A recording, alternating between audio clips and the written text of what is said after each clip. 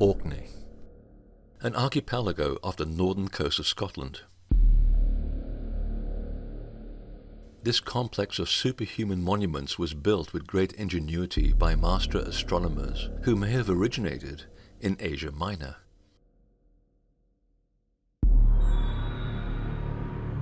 To the south, an island described as the gate to the other world matches the first appearance of the belt stars of Orion on the winter solstice in 5000 BC.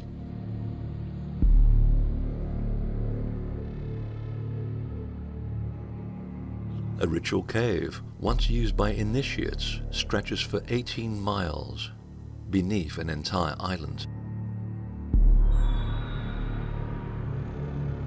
And the stone circle in the Outer Hebrides bears the name of a magician priest who lived 12,000 years ago in Mesopotamia.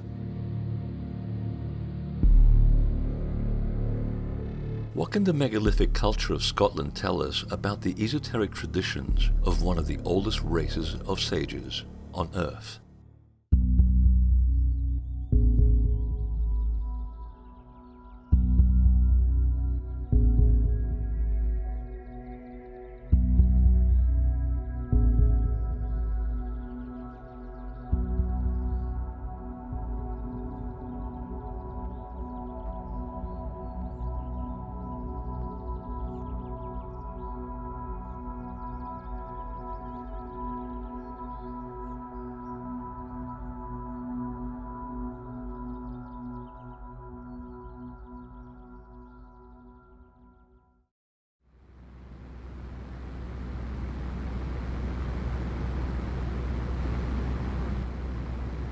Scotland at 5,000 feet. From the air, one gets a sense of how large chunks of land were transformed into hundreds of islands by rising seas at the end of the Ice Age 11,000 years ago. Still, as beautiful as the scenery is from above, nothing prepares you for what lies in store down below.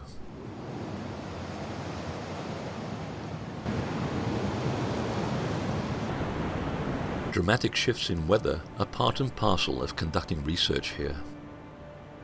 Even so, the melancholic landscape attracts those who enjoy delving into the mysteries of Scotland's megalithic past.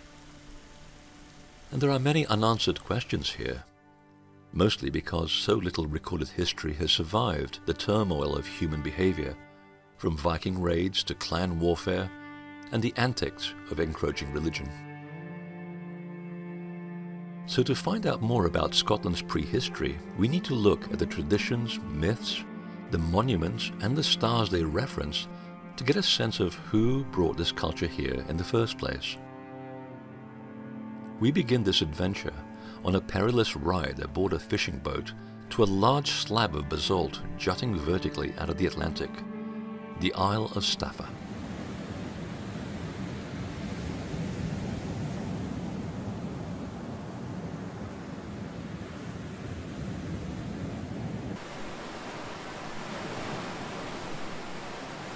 Everything about this place resembles a sunken alien artifact. The black pipes of octagonal basalt give the island the appearance of having been assembled by a machine rather than nature.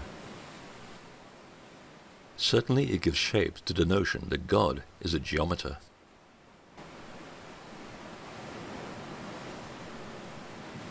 Staffa's other unique feature is its 3 caves, which are roughly in line. 2 large and 1 small. Together they suggest a configuration of stars known as the Belt of Orion. It may be more than coincidence. A Gaelic legend about this island describes how it was guarded long ago by a giant named Fingal, and people would sail here as part of a ritual now lost to time.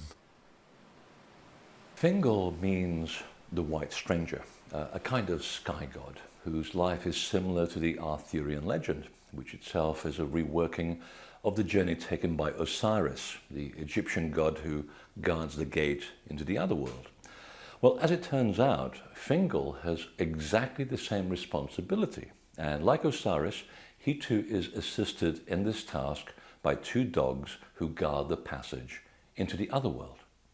Now, Given that Osiris is the earthly representation of the constellation of Orion, and Orion is seen by many ancient cultures as a portal, I wondered whether a relationship exists between the constellation and the three caves of Staffa. It was common practice in the ancient world to connect places of worship to notable events in the sky. The winter solstice, the equinox, the moon, or specific constellations or stars. And the purpose was to link the qualities of an astral object with a place of veneration. But there is an additional benefit to this. Because of the way the sky moves in relation to the earth, by establishing a visual relationship between the sky and the temple, can also establish a probable date when that temple was built. Or in the case of a natural temple like Staffa, when that location was first inaugurated as a sacred place. Standing in front of the caves of Staffa and facing the southern horizon, a marvelous sight presented itself on the spring equinox in 3000 BC. It was the moment the three stars forming the belt of Orion were first seen rising out of the ocean and above the horizon. So the legend of Fingal is filled with information detailing the date and purpose of this sacred place. And the description of Fingal as a white stranger and a giant will be of great importance as we look deeper into Scotland's megalithic culture. Across from Staffa is another place full of mystery, the island of Mull.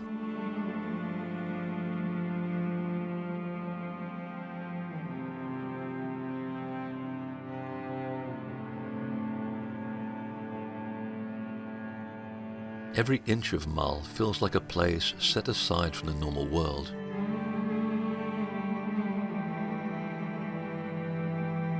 Its primary sacred mountain, Ben Bewi, is one large lump of red granite, a powerful rock once sourced for the interior of pyramids and later as a foundation stone for altars of Celtic Christian churches and Gothic cathedrals.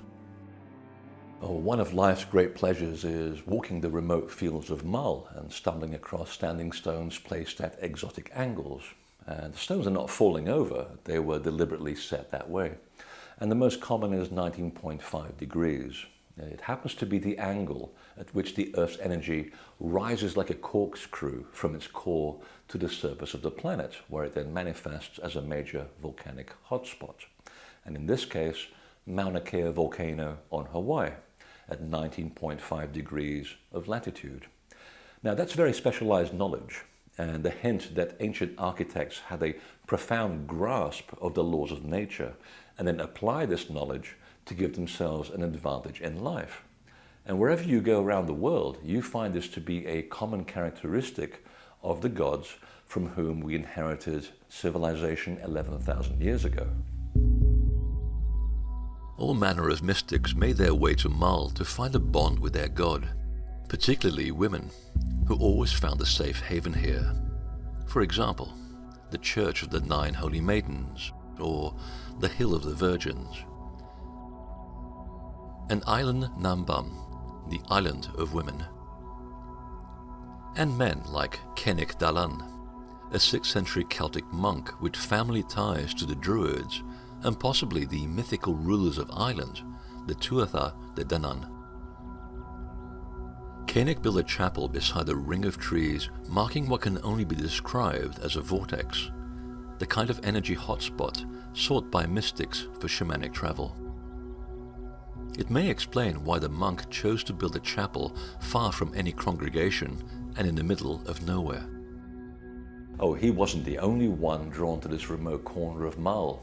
Around the 14th century, there's another group of mystics practicing ancient systems of knowledge, and they made their way here and created a home for themselves. And they were the Knights Templar, whose inner brotherhood behaved like a ministerial college. They built a cubic tower, inside which lies a restricted chamber, used for an out-of-body ritual whereby the initiates were described as raised from the dead. And just like megalithic temple builders before them, the Templars too aligned their temple to the stars. The tower is placed at the exotic angle of 51 degrees, the same angle of slope of the Great Pyramid of Giza, and the number associated with Seshat, Egyptian goddess of sacred buildings. Its northeast wall faces the summer solstice, the highest position of the light and symbolic of the attainment of wisdom. Its southeast wall marks the winter solstice, as well as the rising of Cygnus, the constellation of the Swan, symbol of the divine feminine in the era of the Templars. And the eastern corner of the building aligns to the rising of Venus on the spring equinox, the symbol of the risen initiate. It also references Orion on the winter solstice. Not far from the tower and Kennick's chapel is perhaps the reason why such spiritual seekers were drawn to this remote spot: the stone circle of Loch Buie. The circle sits below the protective aura of Mull's sacred mountain, Ben Buie. Its 9 stones are humble yet potent. They reference the sun and moon, and features on the surrounding hills, which have been artificially shaped to create a ritual landscape that takes advantage of beneficial times of the year, such as the fertility feast of Beltane. The stone circle is a focal point of ritual activity. There is a little-known tradition of a group of unusual astronomer priests who once came here, a long, long ago, who were said to be capable of manipulating the laws of nature. And they built the stone circle as a means to attract the warm waters of the Gulf Stream. And indeed, those waters do flow into the surrounding loch. But the true importance of the stone circle is far greater. Loch Buie is the first of 3 sites linked together by a perfect isosceles triangle, which is quite an achievement given that one needs to measure exactly 11 miles between sites up and down challenging mountainous terrain.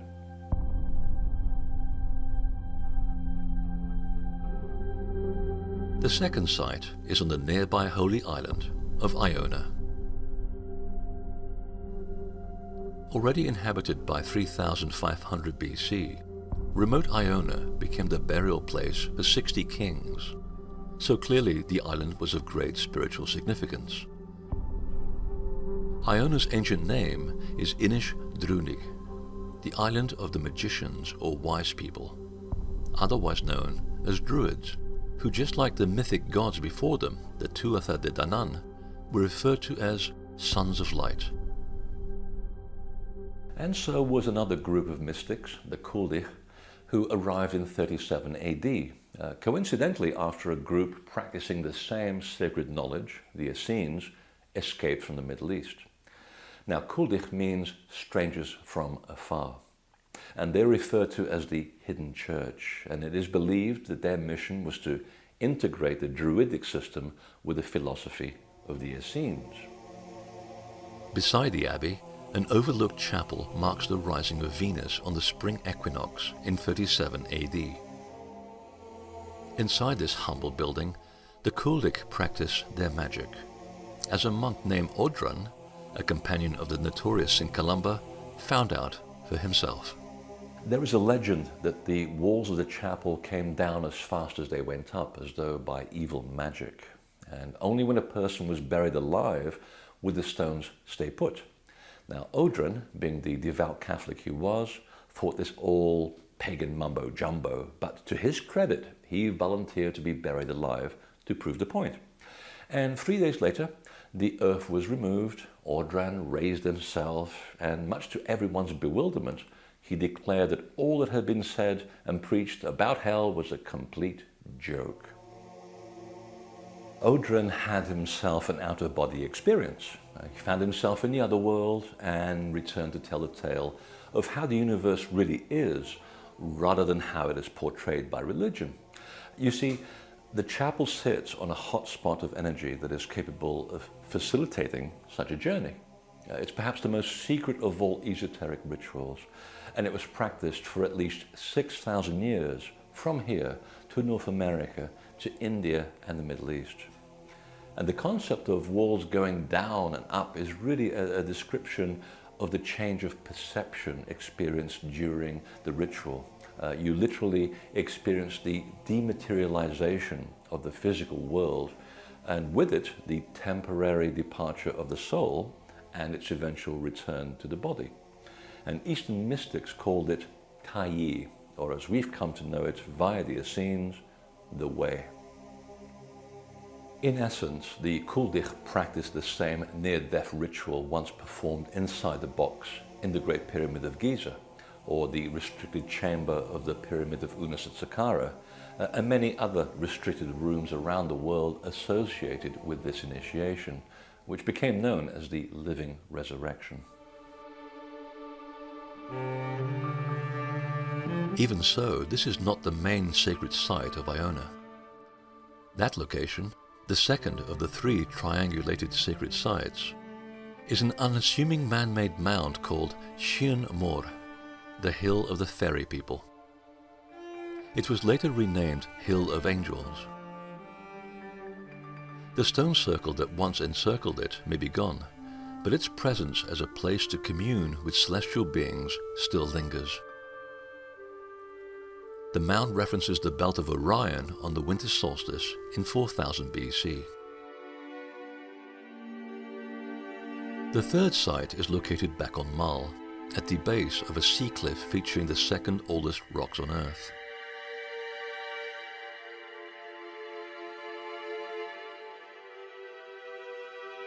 It is a ceremonial cave and tunnel accessible only by boat, or a difficult hike at low tide. Up until the 18th century, the tunnel was still accessible a considerable distance under the mountain, because initiates described lying on a rock altar in preparation for entering the womb of the earth. It was called Thingol's Table. The cave entrance faces Staffa, and beyond it the equinox sunset, the direction that marks a sacred site where the initiate walked the figurative path taken by the soul into the other world. What is exceptional about this cave is that it continues under the island for 18.6 miles to exit at a place called Uam Mnanigin, the Cave of the Young Maiden. The name describes the moment initiates completed their experience in the other world and married a divine bride, for it is she who embodies the wisdom of the universe. This understanding is embodied in the story of Jason and the Argonauts, or Isis and Osiris. Even the cave exit gives the game away, because the first thing the initiates would see after experiencing this cosmic marriage was Venus rising at the spring equinox. And the exit itself is called Port Donan, another potential reference to the Tuatha De Danann. Is an excellent example of the length to which the practitioners of the mysteries would go to achieve a spiritual experience.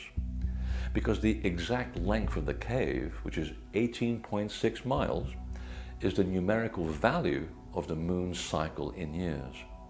And such ritual sites, no matter where they are in the world, are always presided and protected by a lunar goddess. The attention to detail leaves you speechless.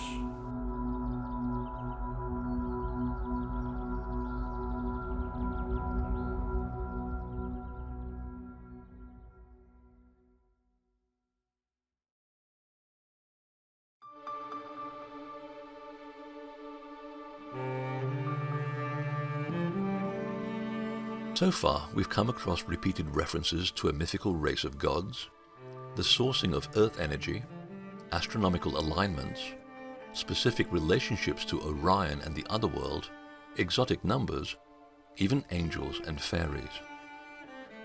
The question is, who was originally behind the implementation of such specialized knowledge in Scotland, and where might they have come from?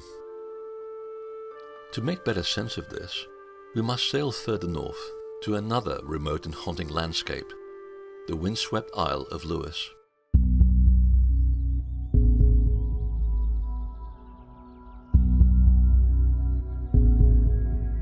Classical sources describe this northernmost part of Europe as Hyperborea, the land of the northern skies.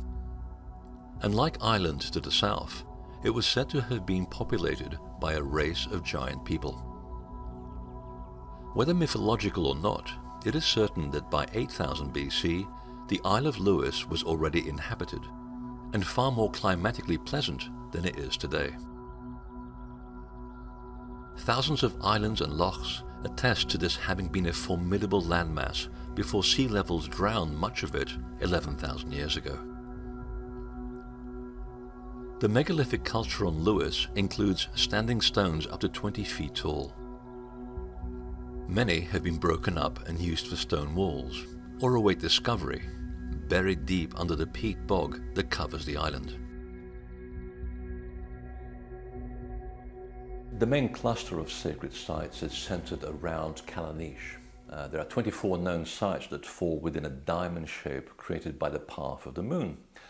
The choice of location is deliberate because this is the northernmost latitude where the extreme motions of the moon can be observed and marked.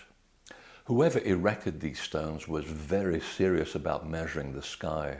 There's one site stands on the incline of a hill. It's barely 50 feet from the summit where an unobstructed view of the horizon could be had. And yet the builders chose this awkward location to use the gaps of the distant mountain with which to track the extreme path of the moon, the sun, and the belt stars of Orion, not to mention taking advantage of the Earth's telluric currents that meet at this location. So you kind of get two for the price of one. On the eastern section of Callanish is Knoc Philibert Bear. On this flattened promontory, the rising sun on the Celtic feast of Beltane was marked, defining the stone circle as a place to celebrate the burgeoning fertility of the earth. The date of alignment is 5000 BC. Nearby lies the Loch of the Druids and the Loch of the Sidhe, the fairy people. A few yards away, the stone circle Knoc Céan Gared is of a very different complexion, even with half of its megaliths now fallen.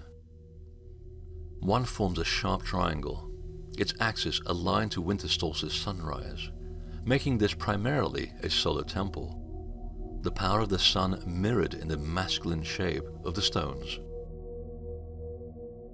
The alignments through these and surrounding sites all lead to the central temple, Tursakan Callanish. Situated on a dominant promontory, it is a rare example of an intact stone circle. 13 tall stones form the central circle, composed of some of the most beautiful rock on earth: quartz, gneiss, and hornblende, symbolic of the moon.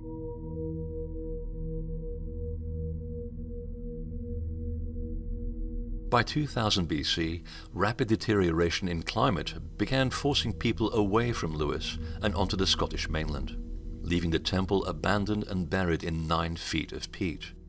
It was rediscovered in 1857. A Greek historian once described Callanish as a spherical temple. The moon, as viewed from this island, appears but a little distance from the earth. The god visits every 19 years. The god described by Diodorus was the moon, and indeed every 18.6 years the moon, seen from Callanish, reaches its northernmost position and barely skims above the mountains. And viewed to the south, this phenomenon, called the lunar standstill, sees the moon glide across the body of Sleeping Beauty, which is the name given to the distant mountain range. So the moon disappears behind the mountains and then reappears briefly and dramatically in the center of the circle. So the temple makes perfect use of this sky-ground drama.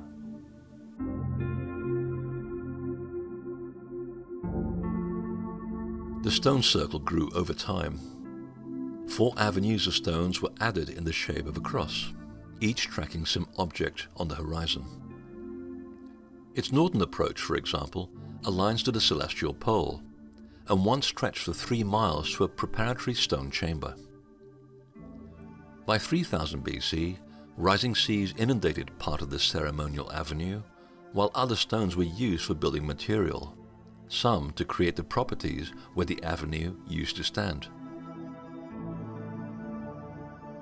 Callanish's southern exposure is partially blocked by an outcrop of rock, which could easily have been removed to offer an unobstructed view of the horizon. And yet it is this outcrop that creates an artificial sightline that references the rising of the Belt of Orion for the first time at this location on the winter solstice of 5000 BC. Callanish isn't just an astronomical laboratory, it is also a work of an artist, each stone carefully selected for its veins of crystal as much as its aesthetics. The result is one of the world's most synergistic and practical works of art.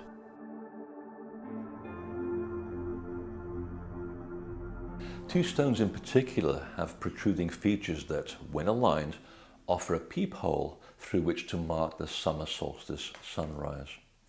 It's attention to detail like this that demonstrates the high art of its architects, people who clearly were far more developed than their Neolithic neighbors. But who might they have been? And for this, we turn to the oldest names by which the site was known. One is Tursakan, and it's Gaelic for standing stones. However, in Norwegian, which is part of the foundation of Scottish, the word Tursa means giant. You could say then that this is the place of the giant standing stones. And given that the central stone is 19 feet tall, that makes a lot of sense. However, traditions describe the stones as petrified giants. So the name reflects the tall people who built the site. Ostensibly then, Tursakan could be interpreted as standing stones of the giants. Now let's speculate further. It was also said that on the summer solstice, a shining one walked up to the avenue of the stones as though practicing a ritual. Now, since neither the sun nor any known bright object is referenced by the avenue, the phrase must be referring to a person. And indeed, the term shining one was a description of the gods who lived in Mesopotamia and South America over 11,000 years ago, and Egypt, where they were known as shining ones, followers of Horus. But in the Middle East and Armenia, they were formerly known as lords of Anu, more commonly known as Anunnaki. As outlandish as this may seem, there exists a cross-reference. Another name by which Callanish was known was Kalawames, which in both Celtic and Greek means the port of Oames. But who is Oames? Oames, or rather Oannes, is a transliteration of an individual named Uanu or Ur-Anu.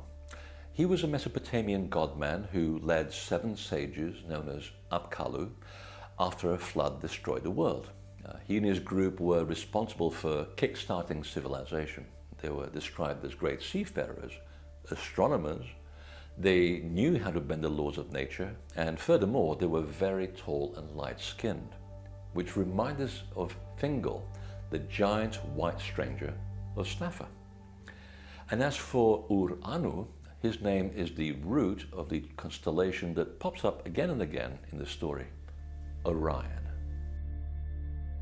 Ur-Anu was also a shining one, and his description fits well with the stories we've come across so far.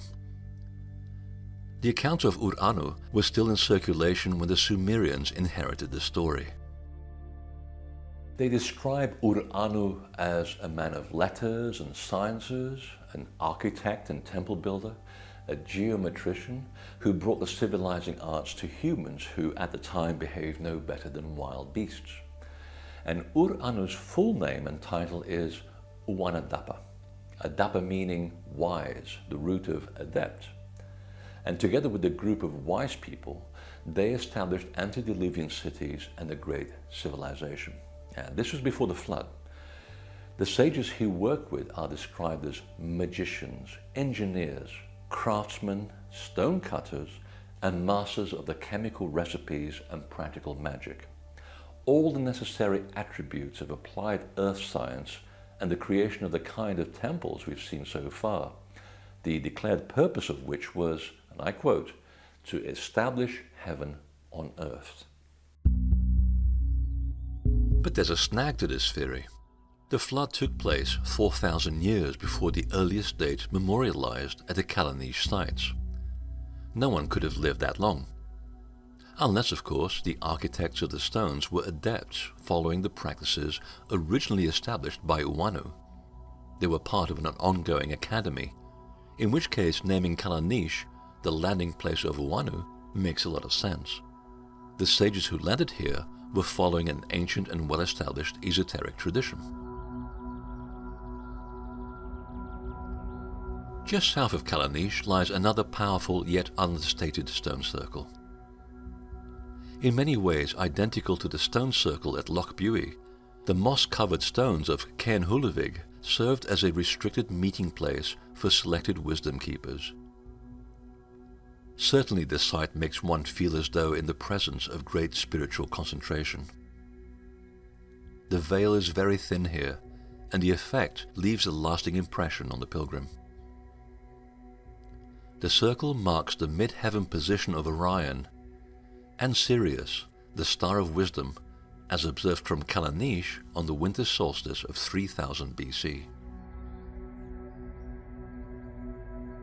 There's another place of assembly not far from Callanish. These iconic brochs, or stone towers, are unique to the Western Isles, and strangely out of place, as though imported from elsewhere. This one, at Dun Carlaway, has been used, reused and adapted over time. Even in its dilapidated state, it is the best preserved of all the brochs. The conical tower incorporates features far and beyond what is necessary in a residence. For example, the building's design is based on music ratios. Its external to internal diameter conforms to the octave. The main door is framed to a ratio of 1.33, which is equivalent to the note F. And stranger still, the door faces the most windswept direction of the ocean, which is completely impractical in this climate. And yet in 2000 BC, it aligned to take in the minor lunar standstill as well as the cross quarter, that midpoint between solstices and equinox, which marked the beginning of seasons in the Celtic calendar. And all this specialist information seems out of place for a home of a noble family meant for eating and sleeping. And as to the origin of the towers, if we follow the bardic traditions, they maintain the towers were connected with a race of giants. And as strange as it seems, the answer to this riddle lies in the Mediterranean on another unusual island called Sardinia. Sardinian language is composed of Armenian with other dialects from Malta and along the Danube River in Eastern Europe. Sardinian's physiognomy is also unusual, and it has an unusually high incidence of elongated skulls, much like those of giants buried in mounds throughout Europe. Even more mysterious are the hundreds of unusual towers and tombs, all of which are attributed to giants. The towers are called nuraghi, except no source informs us of how they came to be associated with tall people.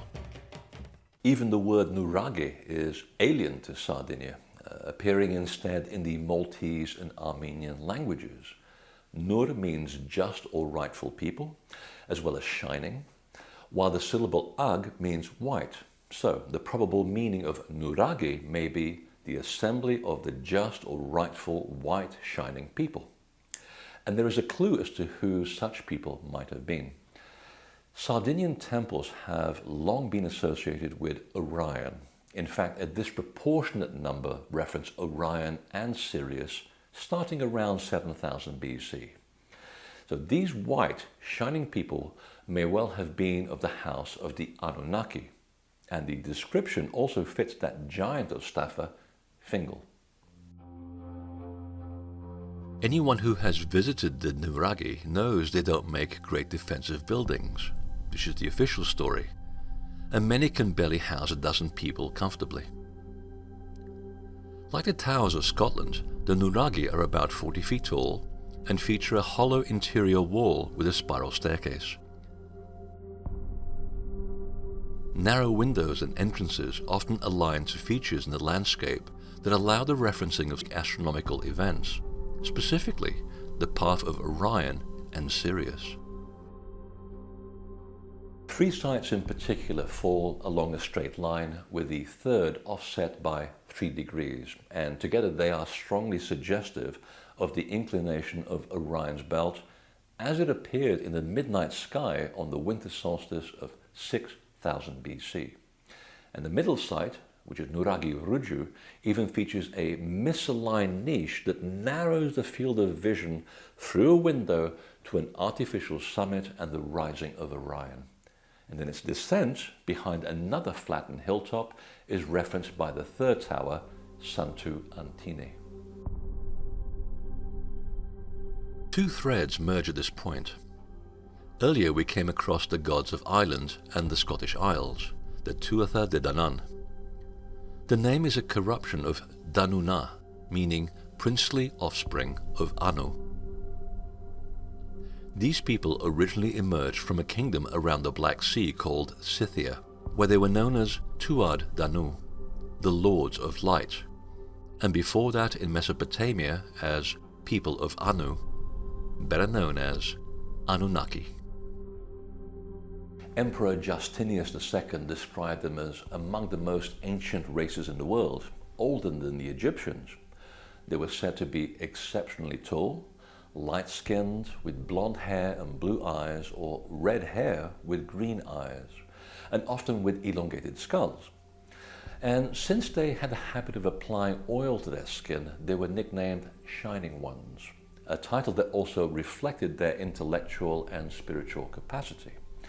They were God-men, masters of a transcendental force called the Shi, later known to the Druids as the Web of the Wise. Which brings us to those enigmatic towers in Sardinia and Scotland. Originally, the Anunnaki governed by way of a grand assembly based at Nippur in Mesopotamia, consisting of 7 males and 1 female, and each held a ring of divine justice. They were governed by Lord Anu, who held the one ring that bound them all. Now, you've probably read a famous fictional account of this story. It's called The Lord of the Rings. Now, the assemblies of the Ring Lords were held in circular towers, and if you recall, the Anu were white or fair-skinned. Thus they became fair or fairy people. And the towers were the fairy rings. And furthermore, the root of the word fairy is fare, the same root as pharaoh, which means the great house. So the out-of-place towers in the Western Isles of Scotland and Sardinia may originally have been the places of assembly of these tall, shining, fair-skinned lords of Anu. 4,000 years elapsed between the time of the Anunnaki in the Middle East and Scythia and their migration through Europe, from the Black Sea to Romania, the Carpathian Mountains and Transylvanian Alps, migrating along the river Danube, which bears their name, into Scandinavia, and finally Ireland and the western coast of Scotland, where they established their royal house under the name Tuatha De Danann. Thus the view of Nordic and Gaelic people as tall, light-skinned, blonde and blue-eyed originates with them. And they brought an Egyptian connection, where they were already known as Shining Ones, followers of Horus. The daughter of Pharaoh Smenkhare marries Niul, the prince of Scythia, and their daughter Mary Tartan becomes princess of Scythia. And that position came with the title Scotta, which means the ruler of people. And subsequent marriages between the 2 royal houses, in essence 2 strands of the same people, led to the establishment of the royal bloodlines of Scotland and Ireland. Thus, the royal title Scotta becomes the root of the name Scotland, the land of the ruler of the people.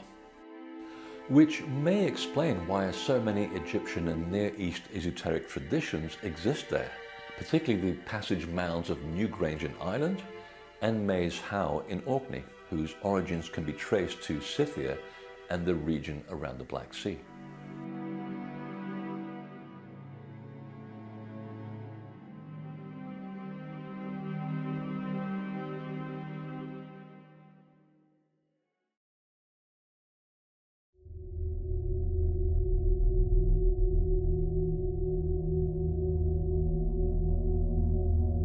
Gaelic traditions assert that the Tuatha De Danann arrived from the north of the world.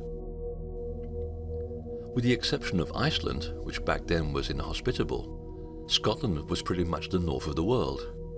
So the only viable place from where these gods could have come from is Scandinavia, which fits the Scythian narrative well. If so, there is only one other place where the Anu could have settled and practiced their astronomy and megalithic stonecraft before migrating down the coast of Scotland to Ireland, the windswept archipelago of Orkney.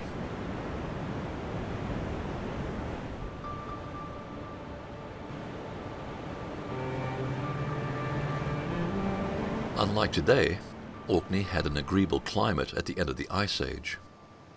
And before sea levels rose, Orkney too was a considerable landmass, a large mountain separated from the tip of Scotland. Archaeology is forever rolling back the time of human habitation here, with the earliest evidence dating to 8000 BC. But by 6500 BC, a very different group of visitors arrived in Orkney. They possessed an uncanny ability to build stone circles made from enormous stones, with which they made elegant solar and lunar calculators.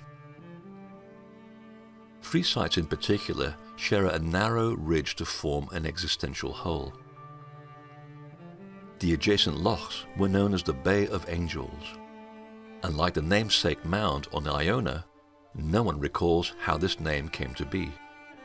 However, the root of angels, agelos, means messengers, and it was used to describe another group of unusual people called Watchers, the craftspeople who were part of the Lords of Anu.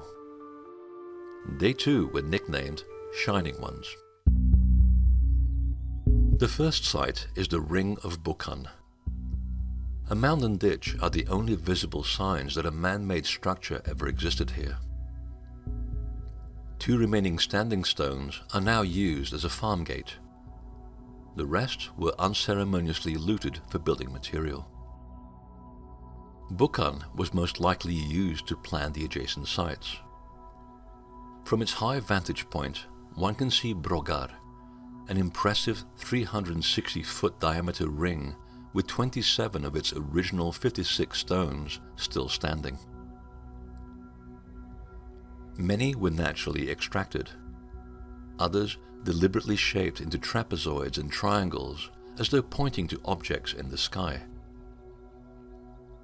The builders of Brogar also cut a channel deep into the solid bedrock to create a distinct moat, fed by the natural spring in the center of the circle, creating a mirror for reflecting the night sky. Brogar was built using a standard of measure dubbed the megalithic yard, which was also used to measure most stone circles from here to Carnac in France. It is extrapolated from the ratio of the surface areas of the two geometric building blocks of life, the tetrahedron and its circumscribing sphere. Now, only people with a deep understanding of the laws of nature, not to mention subatomic particles, could have been capable of creating such a measuring system. Gods like the Anu, perhaps.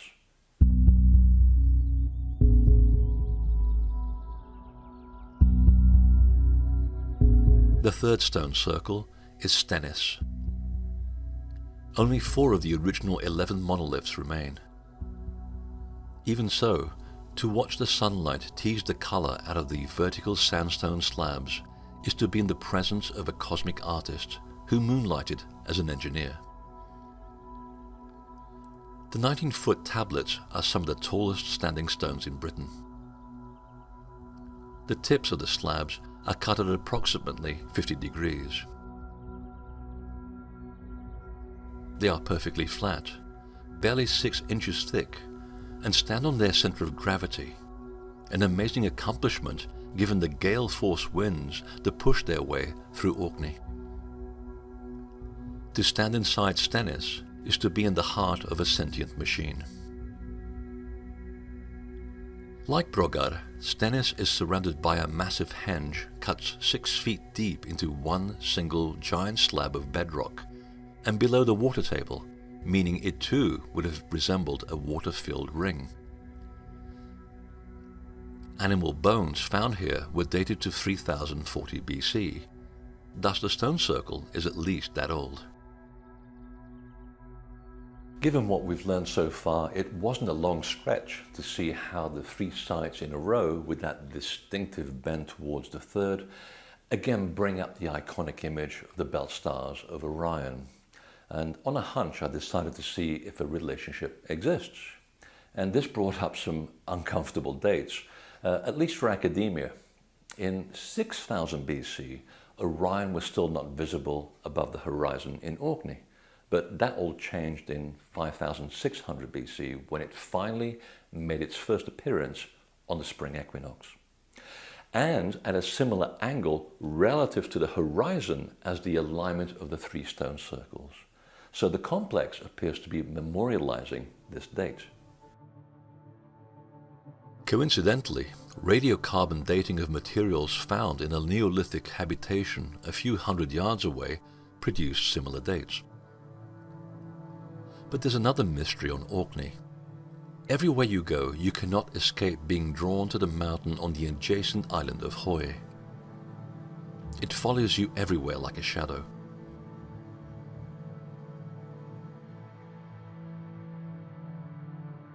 Even the shaft inside Maes Howe points directly to the sharp cleft separating this dominant feature. I had the car, I had the boat ticket, no option but to go take a look.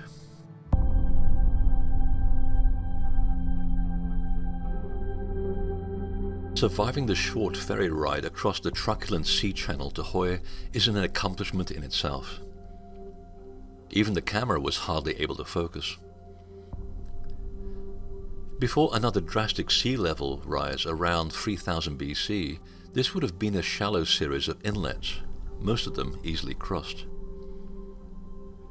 Once on Hoy, the valley that cuts Ward Hill in two is brooding territory, full of bracken, bog, and it exerts a commanding presence. Ward Hill is filled with legend. It is said that near the summit, something very bright was seen shining and sparkling, even from Orkney. This phenomenon took place from May to July, and even though many have climbed the hill in search of it, no explanation has ever been forthcoming. Perseverance leads you to an isolated sandstone monolith halfway up the hill called Dwarfie Steen.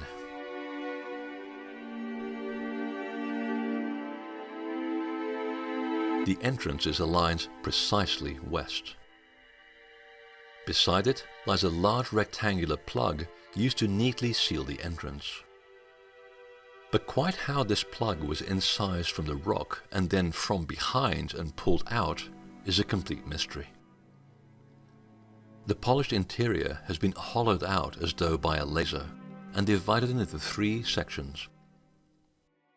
There's a central passage about 7 feet long, to the left of which is a semi-circular alcove 5 feet long by 3 feet high, featuring a small ridge on the floor as though the chamber was meant to hold liquid. On the right is what can only be described as a rectangular picture frame, behind which lies another claustrophobic chamber. What on earth was going on here? The acoustics produce a vibration so low it makes one instantly feel they've left the body.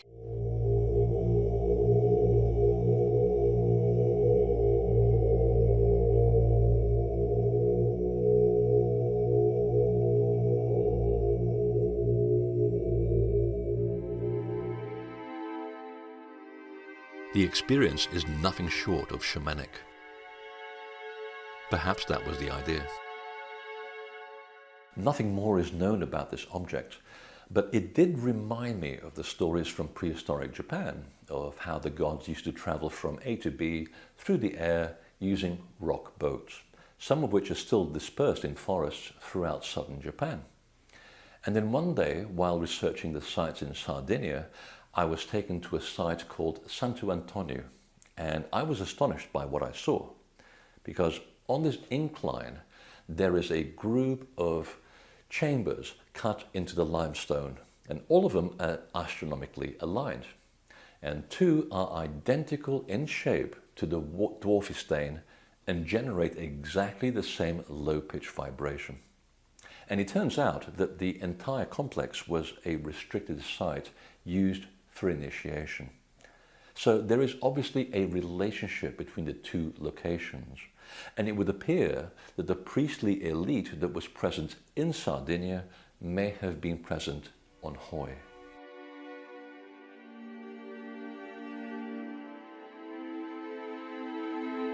If all this speculation is correct, then the presence of a parallel culture in Western Scotland demonstrates the continuation of an ancient esoteric tradition perpetuated by descendants of the Shining Ones. Proof of this lies in the combined histories of Scotland and Ireland. There are worldwide accounts of the Anu under their various titles that tell of the ability of these gods to imbue life into everyday objects, including stone. Well, when the Lords of Anu migrated to Scythia, to Ireland, and became the Tuatha De Danann, they brought with them a king-making stone called the Lia Fiel.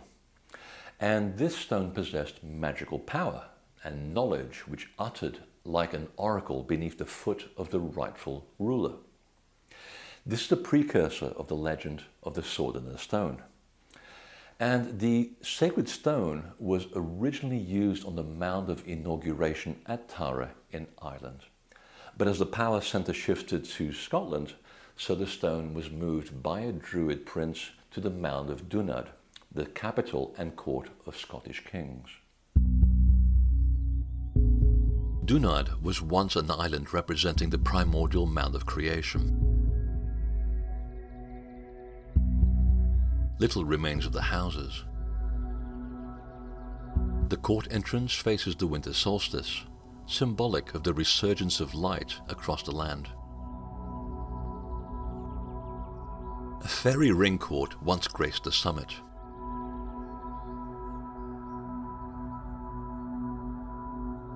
As did the king-making stone. When this was moved to Edinburgh, the ritual was enacted by the ruler placing his foot into the carved footprint, which aligns to the summer solstice, symbolic of the triumph of light. A few miles to the north is Kilmartin Glen, another major ritual and astronomical centre composed of over 400 sites. Ritual mounds, engraved rocks, and elegant alignments of standing stones, many marking the passage of the Sun, Moon, and Orion. Some feature the same exotic angles. The complex was already in use by 4000 BC.